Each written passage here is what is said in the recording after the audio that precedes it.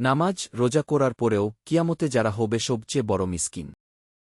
কঠোর পরিশ্রম করে নামাজ, রোজা করছেন, দান, সাতকা করছেন, কিন্তু কিয়ামতের দিন হঠাৎ দেখলেন আপনার সব নেকি অন্য কেউ নিয়ে যাচ্ছে, আর আপনি শূন্য হাতে দাঁড়িয়ে আছেন। চিন্তা করুন, সেই মুহূর্তটি কতটা যন্ত্রণাদায়ক হবে।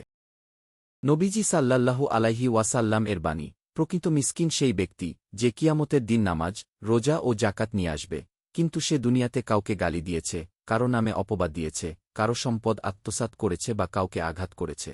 ফলে তার নেকিগুলো ওই পাওনাদারদের দিয়ে দেওয়া হবে। এক পর্যায়ে নেকি শেষ হয়ে গেলে পাওনাদারদের গুনাহ তার উপর চাপিয়ে তাকে জাহান্নামে নিক্ষেপ করা হবে। তিরমিজি ২৪১৮। ইনশা আল্লাহ আমরা যদি আজ থেকেই নিজেদের আচরণ শুধরিয়ে নেই এবং কারো মনে কষ্ট না দেই, তবে আল্লাহর রহমতে আমাদের আমলগুলো কিয়ামতের দিন আমাদের নাজাতের উসিলা হবে। ভয়াবহ এই বিপদ থেকে বাঁচতে সতর্ক হন। ইসলামের এমন গুরুত্বপূর্ণ বিষয়গুলো জানতে আমাদের ফলো করে পাশে থাকুন।